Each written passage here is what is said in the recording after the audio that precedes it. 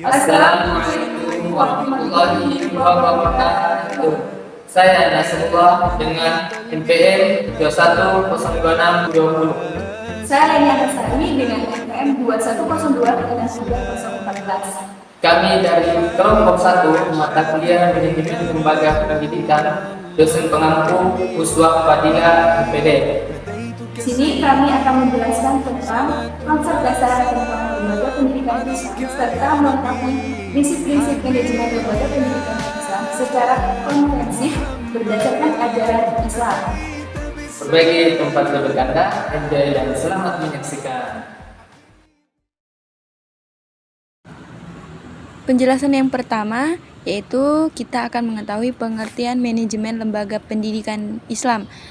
Manajemen lembaga pendidikan Islam dapat didefinisikan sebagai usaha pencapaian tujuan melalui proses kerjasama dengan mendayagunakan segenap resources yang dimiliki suatu lembaga pendidikan Islam, misalnya madrasah, khususnya sumber daya manusia, agar penyelenggaraan sistem pendidikan dapat berjalan secara efektif dan efisien menurut ukuran-ukuran Islam, menurut Bukhari 1989. Keberadaan lembaga pendidikan Islam dapat berbentuk pesantren, madrasah, TVQ, majelis taklim, perguruan tinggi, dan pelayanan masyarakat lainnya. Bentuk-bentuk tersebut agar keberadaannya tetap eksis, maka diperlukan pengelolaan secara efektif. Bila tidak ingin ditinggalkan pelanggannya, maka diperlukan pengelolaan sesuai dengan ciri khasnya masing-masing. Konsep manajemen lembaga pendidikan Islam, lembaga pendidikan dibedakan antara istilah manajemen dan administrasi di lingkungan madrasah. Misalnya, manajemen lebih memusatkan perhatian pada upaya penggerakan dan pemberdayaan sumber daya manusia, sedangkan administrasi lebih berfokus pada aspek-aspek substantif seperti kurikulum, perlengkapan, keuangan, dan aktivitas rutin lainnya, menurut Sergio Giovanni 1987. Dalam arti, seorang pimpinan lembaga dapat melakukan aktivitas manajemen seperti berupaya mengatur guru-guru dan karyawan, melakukan pembinaan sehingga mereka mampu berpartisipasi sepenuhnya untuk mencapai tujuan lembaga pendidikan Islam tersebut.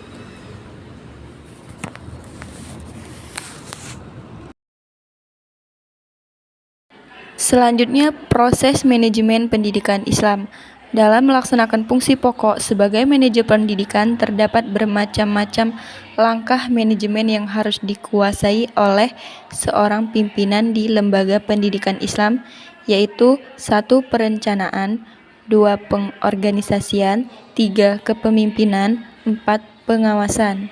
Fungsi manajemen di lembaga pendidikan Islam yaitu melaksanakan fungsi pokok manajemen lembaga pendidikan Islam. Pimpinan lembaga pendidikan Islam sebagai manajer bertugas merencanakan, mengorganisasikan, memimpin atau mengarahkan, dan mengawasi pelaksanaan pendidikan dan pengajaran di lembaga pendidikan Islam.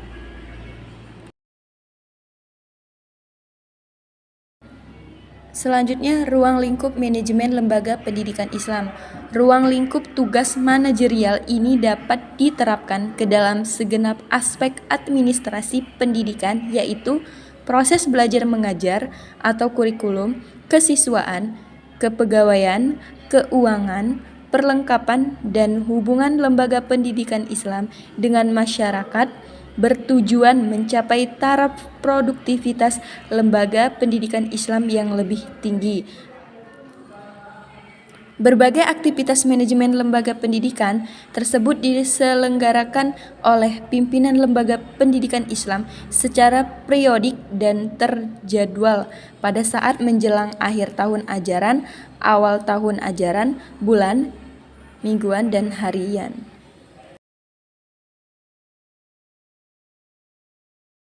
Selanjutnya, prinsip-prinsip manajemen lembaga pendidikan secara komprehensif berdasarkan ajaran Islam. Pembinaan dan pengelolaan di lembaga pendidikan Islam dengan 2 prinsip dasar, yakni keberhasilan meraih mutu, berkeunggulan umum melalui optimal fungsi-fungsi manajemen, dan meraih keunggulan berbasis ajaran Islam, yaitu Al-Quran dan Hadis. Karena melihat tujuan dari lembaga pendidikan Islam secara umum bertujuan untuk meningkatkan keimanan, pemahaman, penghayatan dan pengalaman peserta didik tentang agama Islam sehingga menjadi manusia muslim yang beriman dan bertakwa kepada Allah Subhanahu wa taala serta berakhlak mulia dalam kehidupan pribadi dan bermasyarakat, berbangsa dan bernegara.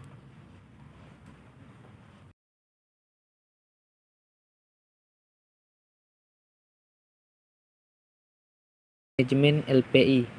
Dalam perkembangannya, LPI telah menetapkan prinsip-prinsip untuk mempertahankan eksistensi dan kontribusinya di tengah kehidupan global yang sangat dinamis.